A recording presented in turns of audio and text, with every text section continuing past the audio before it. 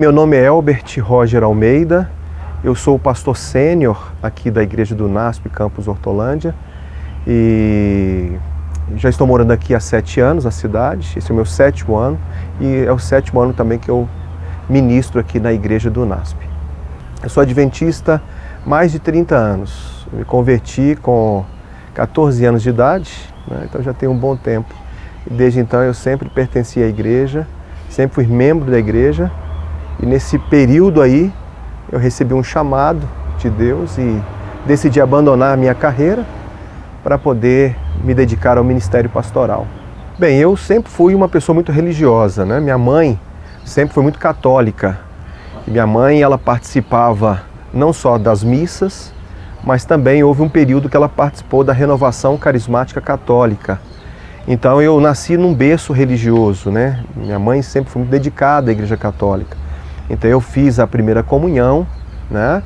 Então, desde então eu comecei a frequentar também os grupos de oração da Renovação Carismática Católica. E nós sempre gostamos muito de estudar a Bíblia. E um dia estava indo para a escola com um amigo meu chamado Otávio, e ele havia iniciado um curso bíblico com os adventistas do 7º dia. E nesse caminho da nossa casa, da rua lá de casa até a nossa escola, esse rapaz, esse amigo meu chamado Otávio, ele começou a me falar sobre um estudo bíblico que ele havia feito na noite anterior, no domingo. Nós estávamos indo para a escola na segunda-feira pela manhã. E ele me falou sobre 1000 anos de paz que nós vamos viver com Jesus no céu. Isso está registrado em Apocalipse, capítulo 20. E eu fiquei encantado com aquilo, porque eu já estava há algum tempo na minha igreja, né? E nunca tinha ouvido falar sobre o milênio, os 1000 anos de paz que vamos passar com Jesus, depois que ele voltar a essa terra.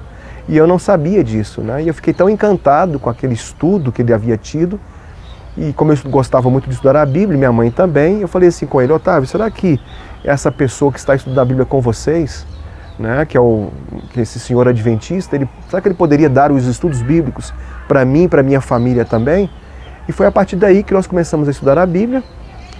A Igreja Adventista, ela tem uma história bem interessante, né? O seu principal nome, eu diria assim, o principal nome desse movimento começou com Guilherme Miller. Guilherme Miller, ele era um estudioso da Bíblia, ele era um evangélico, e ele começou a pregar em várias partes do norte dos Estados Unidos, né, sobre a volta de Jesus.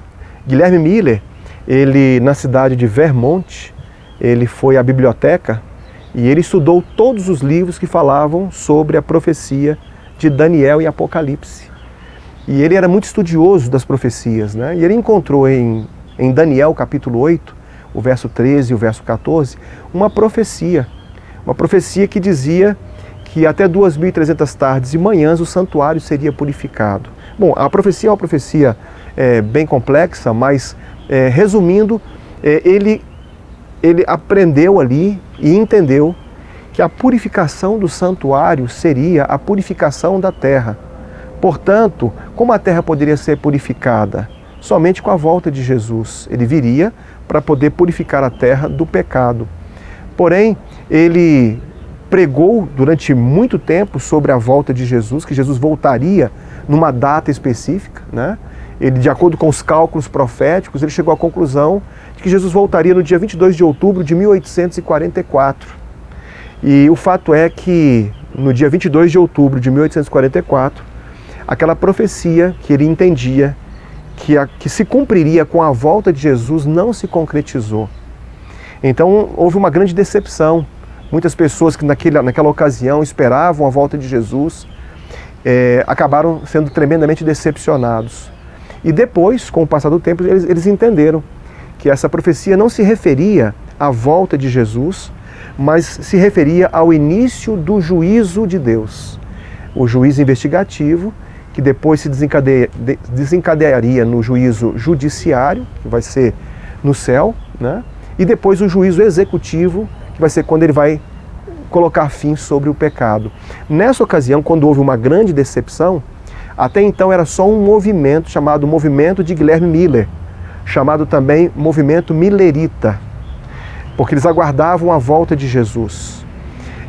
Com o passar do tempo, aqueles que se decepcionaram, muitos saíram do movimento, mas um pequeno grupo permaneceu em oração, pedindo a Deus orientação, e eles entenderam que ali, na verdade, não era a volta de Jesus, mas era o juízo de Deus que tinha como objetivo purificar o santuário celestial.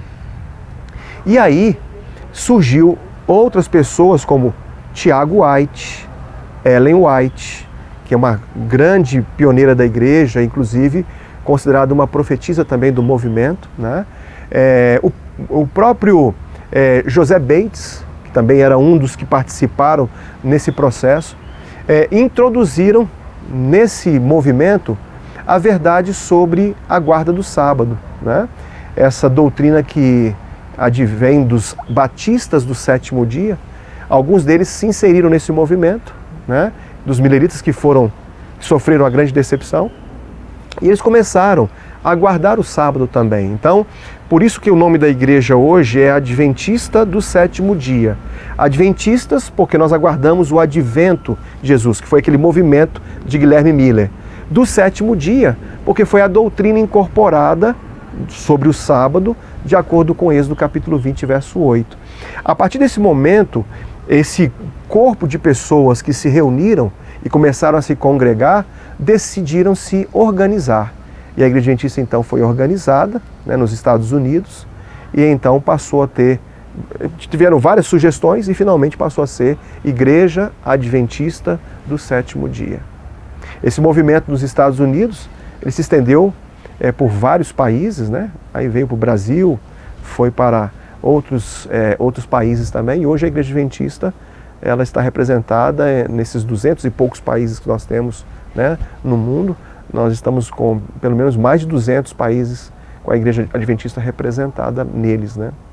Depois que os adventistas vieram para o Brasil, né, eles vieram do Rio Grande do Sul, Santa Catarina, essa região, foram os missionários que vieram dos Estados Unidos para o Brasil. Aí o adventismo ele se espalhou pelo Brasil inteiro, né? Vários projetos missionários foram realizados, muitas pessoas iam para várias partes do Brasil para evangelizar, não é? Aqui na cidade de Hortolândia, nós tínhamos um colégio chamado Colégio Adventista Brasileiro, que depois se tornou o IAE, Instituto Adventista de Ensino, hoje é o UNASP Campus São Paulo. Então, ali foi o primeiro núcleo, vamos dizer assim, educacional da igreja no estado de São Paulo. E havia um interesse da própria organização da Igreja Adventista de ter um outro colégio a nível de internato, onde haviam alunos residentes.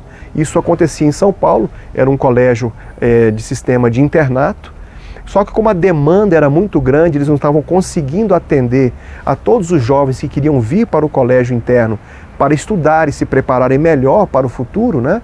Então houve a intenção de comprar um terreno onde se pudesse se construir um outro internato, né, para que os jovens pudessem ser atendidos, os jovens da própria igreja, né, e eventualmente outros jovens que quisessem também estudar. Foi quando então uma jovem vendedora de livros, que na Igreja Adventista nós chamamos de coportora, ela teve contato com um senhor chamado Hortolã.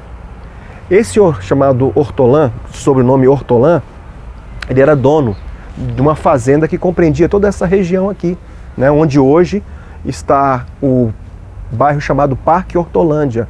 E é Hortolândia com O, justamente por causa do sobrenome desse fazendeiro, né? E como ele tinha interesse de ter uma instituição como essa dentro das terras dele, ele disse para essa jovem, que era uma estudante também e trabalhava com venda de livros, para falar com a organização adventista que ele tinha interesse de vender algumas terras para que eles pudessem construir aqui um internato.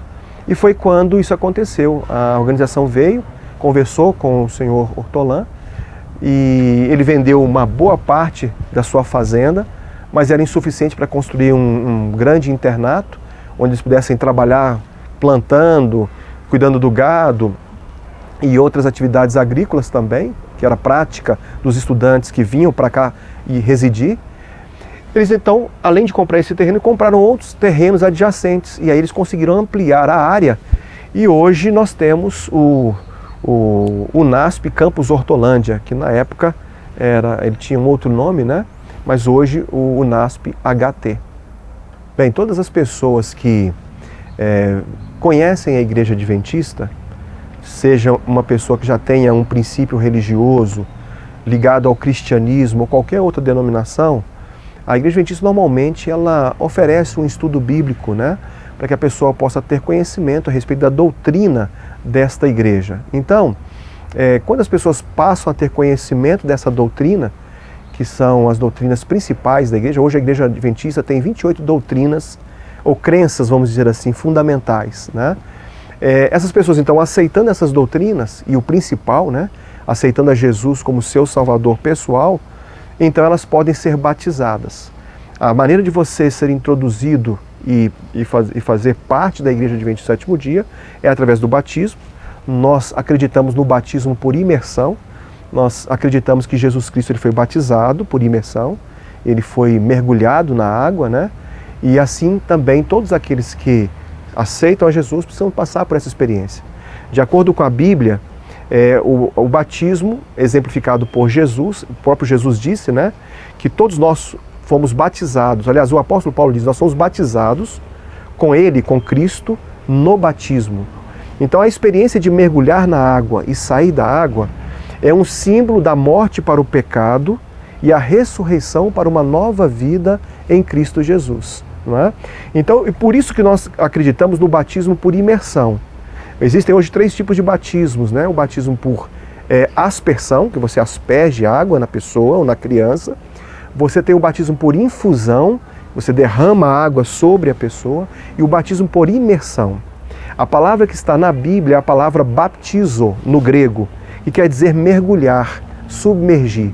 E por isso a gente batiza as pessoas mergulhando-as na água, até mesmo para cumprir com a simbologia que é a morte, ou seja, sepultamento para o pecado e a ressurreição para uma nova vida em Cristo Jesus. Então quando a pessoa dá demonstrações de que houve um genuíno arrependimento e uma genuína conversão, ela pede o batismo e a igreja então vota, através de uma comissão, a pessoa para que ela se torne membro da igreja. Então, uma comissão vota a recomendação, a igreja em plenário aprova esse voto e depois a pessoa publicamente, diante da igreja, ela desce as águas do batismo no tanque batismal da própria igreja local. Isso pode acontecer também no rio ou qualquer outro local onde haja água e o simbolismo possa se efetuar. A Igreja Adventista, ela crê que a família é a principal célula, né, da sociedade. Até mesmo porque quando Deus criou Adão e Eva, ele ali instituiu o primeiro lar, né? Ali aconteceu o primeiro matrimônio, quando Deus uniu homem e mulher e eles se tornaram uma só carne. Dali vieram os filhos, né? Caim, Abel, Sete e toda a descendência de Adão. Então nós acreditamos na família, nós acreditamos que a família ela é o plano de Deus para a salvação dos seres humanos, né?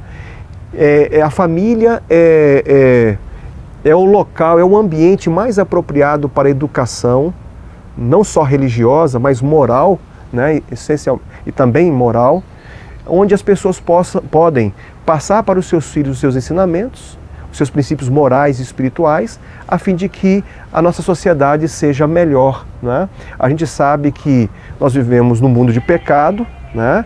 Mas se cada um de nós fizer a nossa parte, educando os nossos filhos, eles poderão ser melhores cidadãos e a gente pode contribuir para termos um mundo melhor. Em relação à vinda de uma criança no lar, a gente entende como sendo um presente de Deus, né, para a família, para os pais, né? É a oportunidade da igreja crescer, né, prosperar. A família é uma bênção, né? Então, se você tem uma família numerosa, a tendência é de pensar assim, essa família é uma família abençoada, né? Quando Abraão e os outros patriarcas, eles eram abençoados por Deus, e Deus dizia assim para eles, olha, eu vou abençoar você, e a sua família será como a areia do mar, ou como as estrelas do céu. Então a gente vê a vinda de uma criança numa família como uma bênção, uma dádiva de Deus, né? Que permite que a humanidade continue, né? Crescendo, se desenvolvendo, progredindo, né? A Igreja Adventista, ela tem uma crença baseada também na Bíblia sobre a origem do homem, né? De acordo com Gênesis capítulo 2, o verso 7, a Bíblia diz assim, que Deus formou o homem do pó da terra e soprou nas suas narinas o fôlego de vida, e o homem passou a ser uma alma vivente. Então, quando você analisa a origem do homem, fica fácil você entender quando a sua vida termina, porque é o processo inverso. Então, a Igreja Adventista acredita que alma não é uma coisa que sai do corpo e fica perambulando por aí. Para a Igreja Adventista, baseado no texto hebraico, a alma vivente é como se fosse a pessoa em si. Isso é alma no conceito hebraico, porque a alma, como as pessoas dizem por aí, é um conceito grego, algo que está fora do corpo. Mas de acordo com o conceito hebraico e bíblico, a alma é a pessoa. Não sei se você já ouviu em alguns momentos, quando as pessoas dizem assim, olha, a Júlia, ou o Márcio, ou o João, ele é uma alma, uma boa alma. É uma alma piedosa, é uma pessoa piedosa, esse é o conceito. Então, quando a pessoa morre, a Igreja Adventista acredita que acontece o efeito contrário. O corpo vai para o pó, para a terra, como era originalmente, e o fôlego de vida volta para Deus, ou seja, o dom da vida volta para Deus. E por que nós acreditamos nisso? Porque a Bíblia fala que haverá um dia, quando Jesus voltar, a ressurreição. E a ressurreição nada mais é do que a junção, ou a união novamente do pó da terra com o dom que Deus vai conceder à pessoa, e dali ela vai ressuscitar, tornando-se novamente uma alma vivente. E aí nós poderemos viver com Jesus eternamente. Então nós não acreditamos que uma pessoa, quando morre, nós não acreditamos que ela vai imediatamente para o céu, e não acreditamos que ela vai imediatamente para o inferno. Não há essa possibilidade de ir para o céu ou o inferno no momento que a pessoa morre. Portanto, a gente acredita que a morte é como se fosse um sono. Nós acreditamos que o casamento, à semelhança do sábado, são as únicas duas instituições que foram dadas por Deus antes do pecado, né? Deus uniu Adão e Eva, ali a instituição do casamento. E diz a Bíblia assim que Deus fez todas as coisas em 6 dias, e diz a Bíblia assim que Deus, no sábado, ele descansou, né?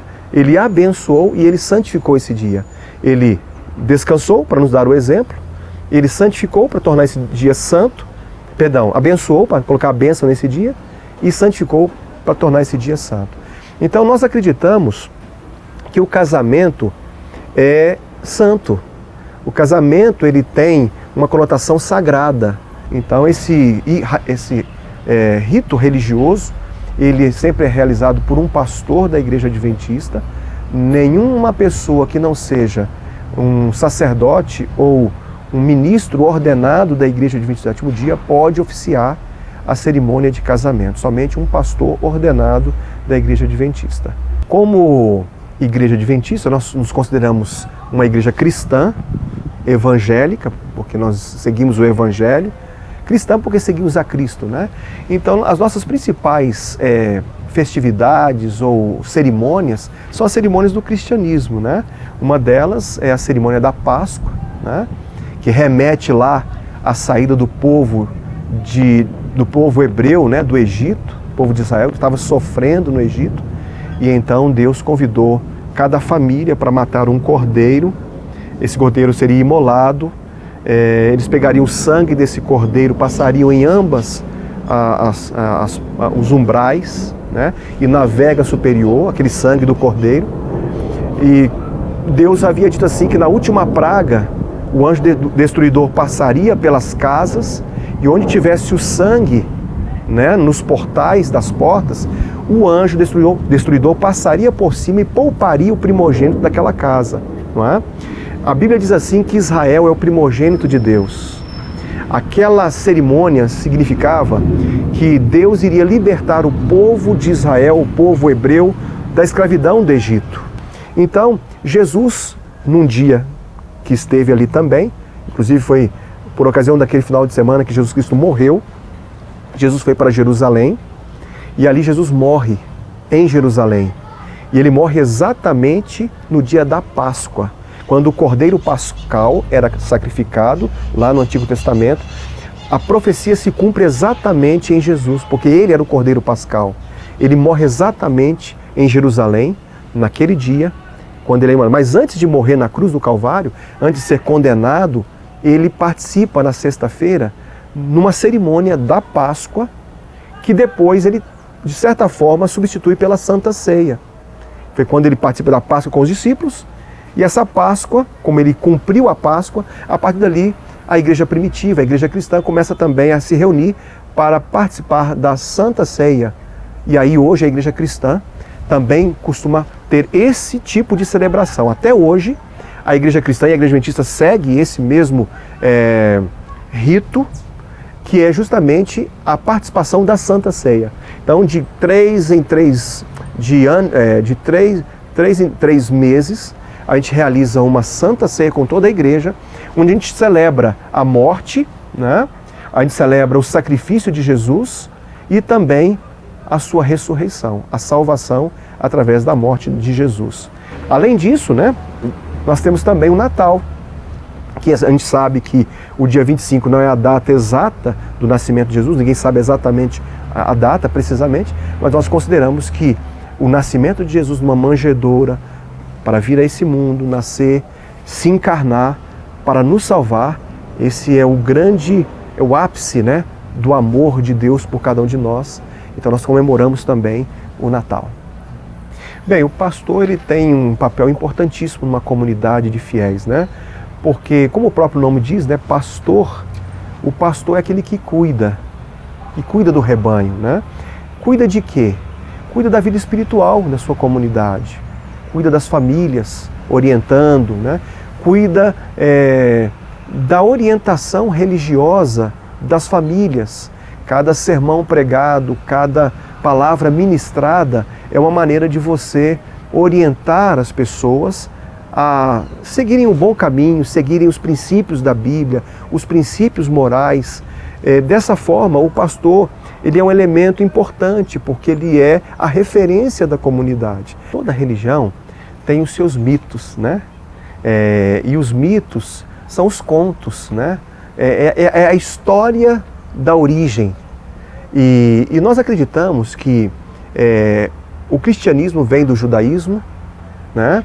E o judaísmo veio do povo de Israel, do povo hebreu, e justamente de Adão e Eva. Nós acreditamos que esse mundo ele tem aproximadamente 6.000 anos. Nós cremos assim, porque nós acreditamos que Deus criou tudo e a partir daí nós passamos a ter toda a história da humanidade. Então nós acreditamos que a Bíblia ela contém o registro dessa história. Ela contém a narrativa da história da origem do ser humano, da criação do homem e de todas as espécies de animais. Temos a história dos patriarcas e dos profetas, né? E concomitantemente, meio que paralelamente, a Bíblia toca sobre a origem dos egípcios, né? dos babilônicos, e aí então nós temos toda a história da humanidade. Então nós acreditamos que a Bíblia é o mais fiel e próximo documento que comprova a história da humanidade. E para nós a Bíblia não é simplesmente um livro histórico. Para nós a Bíblia é um livro sagrado, porque a Bíblia foi dada por Deus através da inspiração do Espírito Santo. Nós acreditamos que nós temos ali na Bíblia tudo aquilo que nós precisamos para que nós possamos encontrar não só a salvação, mas orientações sobre a educação dos filhos, relacionamento conjugal, tratativas em relação a negócios. Então nós entendemos que a Bíblia é um manual completo para a vida humana, para que possamos viver bem com Deus e numa esfera horizontal com os outros seres humanos.